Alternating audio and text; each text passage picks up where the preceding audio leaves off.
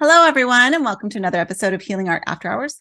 I'm Shauna Robeson with Creating Space Coastal, and in this video, we are going to do another guided intuitive art journal page, and I'm going to try my hand at pointillism, or I did try my hand at pointillism because this is after the class, and so this is what we're going to be working on. So if you want to be to see how I did it, was inspired by Georges Seurat. I don't know if I'm saying that right because it's French, but if you want to see how I did this, stay tuned. Let's get started. Welcome, everybody. This month's topic is going to be nature.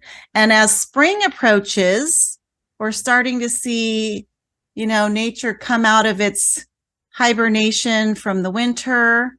Those of you who live, especially in climates that are cold. I think we're all warm. We're all California girls, but there are certainly things that kind of go a little dormant in the winter time, and then they start to come out. I'm one of them. I'm one of those things.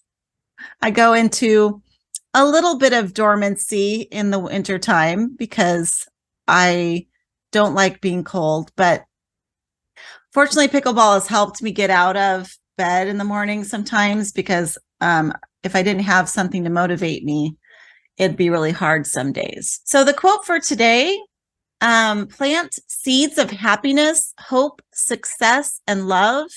It will all come back to you in abundance. This is the law of nature. And that is by Steve Maraboli. Part of the reason I really liked that is that I think one of the things that I look to nature for is to guide me in how things work, because nature is very repetitive in that, you'll see these systems and these cycles reoccurring in many different ways. And we can look to natural processes, and that can help us with our own processes in our lives. We can look at it as kind of a roadmap a little bit. And so today the theme is, of course, for the whole month is nature. And I wanted to just start with origins. Let's look at the sort of the micro and think about that, the micro of nature. So we are all created in parts, right? We're not just one solid cell. We are made up of lots of cells. We are made up, those cells, even those microscopic cells, are made up of atoms and molecules. So everything is made up of these building blocks, and these organisms, however big or small, they're all made up of these parts, right? That create then the cells, and those create tissues, and then those create an arm or a muscle or whatever organs that we have. So if we really think about that, and think about how all of those cells within our bodies and our systems are all doing their part to make this functioning being, and how amazing that is. How amazing that these things can all work together in a system to create a larger functioning unit. And it doesn't stop with us, right? We're part of it. We're part of an ecosystem. We're part of a local community within our areas. And then our communities, our smaller communities grow up into the cities, and then the cities become a state, and the states become a country, and a country is part of the globe. So everything is kind of, and we're going to talk more about that in a future workshop, but it all starts with something very, very small. And so one of the things that I thought was a cool way to think about it is to use the subject of seed, because even, we start our seeds a little bit different than a seed from a tree, but we all start from this seed, and that grows something. But it's important to remember that if we don't cultivate the seed, it's not going to develop into anything, right? That's a good lesson from nature. So that's why I chose that as the subject. The color is yellow. and their pattern is dots, and that works really well with pointillism, which I'm going to be giving a little bit of background on in a bit. And I chose acrylic paints because that also works really good with pointillism. And then the collage material is textbook, and I picked an earth science book to help us illustrate that. So those are the prompts for the week, and I'll be showing what I gathered for those shortly. So when we are out in nature, and as an artist, I am always telling you guys how to look at things a little bit differently, right? Zoom in a little bit, and you'll see things that you've maybe never noticed before. And when we zoom in our thoughts about nature and about the world around us, we can also think about nature and our life differently. So what I want you to do is just think about nature. And what does nature mean to you? What is the significance of it to me? I shared that, one of the significance for me is using it, looking at it, observing nature as a roadmap to my life and guiding in many ways. And so I just want you to take this 3 minutes of writing to think about, what is nature to you? What is some meaningfulness of nature for you? So on your mark, get set, and go. Okay, I'm taking just an extra second to finish this thought, because this thought that I had as I was writing is really a key element of what nature is to me. Nature is a reminder that anything is possible, because so many parts have to come together and work just right to make other things work, and it all works together in concert, and it's pretty magical, really. I mean, it's just amazing what nature can do, the cycles and all of that, which again, we'll talk more about. And that brings me to thinking about back to the origins of the seed. I have these little seed packets here. And on the back of the seed packets, it has instructions for how to cultivate and grow the seed into its plant, its food for us, this nourishment that we talked about in it last month. And whether the seed is an idea, when we're creating, we have these prompts are kind of like the seeds to creating. And we cultivate those ideas, and we can bring them to fruition, right? Well, one thing that's not going to happen, I don't know, we've had these seeds now for probably a year, and they have not grown into anything because I've not cultivated them. I've just left them in their package without any light, without any water, without any soil or nutrients, and they've done nothing. And that's on us. But that's true of other seeds in our lives, whether it's, again, that thought, that idea that we have, that if we just leave it dormant and we don't give it any light, we don't feed it in any way, it's gonna just, it's for sure not gonna go anywhere. A seed offers us potential, possibility. And when we don't do anything with it, we aren't giving it the opportunity to live up to its potential. So whatever it is, whether it's just where you are in life or a seed of an idea that you have, just keep that in mind, that seeds need to be cultivated, need to be nourished, just like we do, in order to grow. So if you want something to grow in your life, make sure that you cultivate that. There was that quote that we worked on last year. Your mind is a garden, thoughts are the seeds. You can grow flowers or you can grow weeds. So it's really up to us to cultivate those things in our lives that we want to grow. And that's whether it's developing ourselves, developing our ideas, developing our life, developing our garden. All of those things, we can look to nature as a guide to help us find a way to develop and grow. Oh, so let me just show you an example, because this is one thing I'm like, I don't know what an onion seed looks like. I have no idea. I've never seen an onion seed before. So I thought, well, I'm going to take a look at that.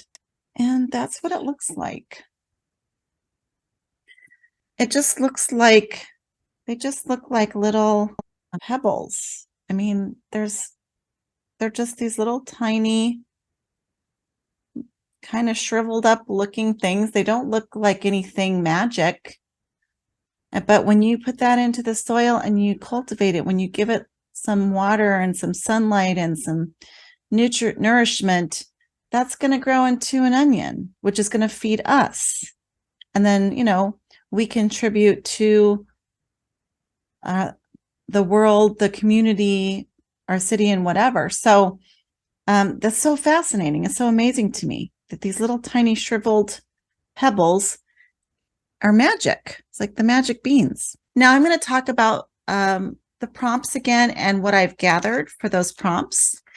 The textbook pages, I'm going to start there because it had some pictures of, like, you know, the electron clouds, which kind of reminded me a lot of the pointillism that we're going to be talking about. So these are all little electrons. And I looked with a magnifying glass, and I'm not going to be able to show you this, unfortunately, but I can see the little dot matrix and how this was created, which also made me really think about, I don't know if you guys can see that, but all of these are basically little points of color that are blended together to create this spectrum of light on the page. And if you think back about dot matrix printers, that's how they would work. They would basically just put dots down of different color. They only had 3 colors and maybe black. And they would just put a concentration of blue, and then they would start to add some yellow, which of course created green. And then they would have yellow, and then they would continue with adding some red, which made orange with the yellow, and then all the way to red. So we're going to be playing around with some color theory today too. And so that's why I thought that this was a good page to maybe consider. And then this was a little picture of some molecules, or a little, it's actually a DNA molecule, and some other atom clusters, molecules. So I grabbed those for some textbook ideas. And this thought about the seed is really the subject. And I think I'm going to do a sunflower, because the sunflower shows the seeds in the flowers. So that works with the color that is the primary color that we're going to be using, which is yellow, but I'm going to be, of course, incorporating some other colors as well. And then acrylic paints worked well for the pointillism, and I'm going to talk more about that. So you've probably heard, because I've talked about it in the past, stippling, dot painting, and pointillism. I talked about all 3 of those. So it can be a little bit confusing because the techniques are similar. There's some similar techniques involved, but there's some differentiations, and I wanted to try to explain that a little bit. So stippling, it's just creating things out of a lot of dots, and most of the time you'll see it in black and white. What happens in stippling is they create various values. It's typically one color. It's often black and white, but it could be in color. This is not stippling down here. I'm talking about more of these ones here. But you can see that where they have a higher concentration of dots, you get a darker value. So even if this was in blue, it would just create a darker blue here, right? So you get this darker shade by just creating a higher density of the dots. And then they spread out the dots for the lighter areas. So that's how you work on your highlights and your lowlights, is just by the density of the dots. And all of these are using dots only. There's no brush strokes beyond just tapping down a dot. And you really want to try to avoid making more of a tick. You really want it to be a dot. In dot painting, you can really see the dots are there as part of the design. You expect to see that there's dots there. They're not trying to blend those in at all. That's just part of the design. And that's what we've done with like the dot mandalas and the rock painting and things like that. And I'll show you some examples of that in a second of what I have. But then pointillism, which also is a form of dot painting, you actually go the next level of basically creating a dot matrix. I think this is a good example, a dot matrix of an object. So as you move further away from the image, it becomes more clear because those dots blend together more. And in this case, you're going to use more colors. You're going to blend, you're going to put those colors down in a way that it starts to create these shades that you want. So instead of putting orange down, you're going to put red dots and yellow dots because those together give you an orange color. So you're going to see here where it's orange, you're going to see red dots. If you look really close, you're going to see red and you're going to see yellow and you see white. In this case, I think there are some actual orange dots. So it's kind of an optical illusion. This is what I'm inspired by for today's project. I'm going to kind of use this concept. I'm not going to try to recreate this exactly, but I'm going to create a sunflower. And you'll notice that if you look closer, the more you zoom in, you can see that the closer that you look at this, the more you're going to see these dots. And if I were to walk back away, eventually those dots will get softer and softer. And from a distance, I'm not going to see the dots at all. I'm just going to see these different shades of color. Now, these dots are bigger than some of his other artwork where it's a lot more subtle in some of the, let me go back to this. So if you look at some of his more complex work, you can hardly see the breakdown of the dots. And this is a very large painting with very small dots. And it took like I think it was like 2 years to create because it can take a long time. So as you zoom out, it looks a little bit more like it's just all one thing. And when you zoom in, you see all of the little parts. So I thought that was a great representation of thinking about origins, about a seed, and the little parts creating the whole. So I think this is a great exercise to try out. And again, I'm doing something more simple. I'm going to do something like this. Bigger dots. And you'll see that in the stippling, there's a lot of white space. Now, there can be white space in the pointillism, but you'll notice that instead of having the paper or the canvas showing below much, there's not much of that showing. He does use some white dots in there. So in this case, it's pretty dense all the way through, but you can, of course, if you wanted it to be more, less dense, you could do that where you use less of the dots. Of course, I'm not trying to have the dots being prominent. They're going to give a texture to this painting, but they're not the highlight like in the dot painting. All right, so here's the example of, of the dot painting, doing the dot mandalas on the rocks. And then also here's another example of that. And, I'm not trying to hide any dots. Those dots are part of my design. So that's not what we are doing today. It reminded me a little bit of back in the day, I used to do that hook stitching rugs. And you do some of that in there where you might use a lighter green and a darker green, or you might kind of blend in. Here are the dot tools. I like the size of a Q-tip, and I figured everybody'd have it, but I think you guys might have the dot. Some of you might have dot tools. So I want it to be fairly big because I don't want to take 2 years to make mine. So I thought about the size of a Q-tip was good for what we're going to be doing.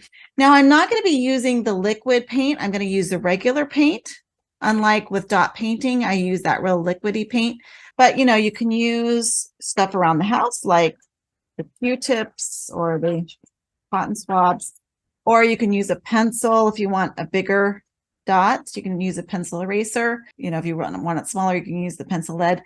Now, in the dot mandalas, we also use different sizes. And when I looked at that picture, it looks like there's one size dot.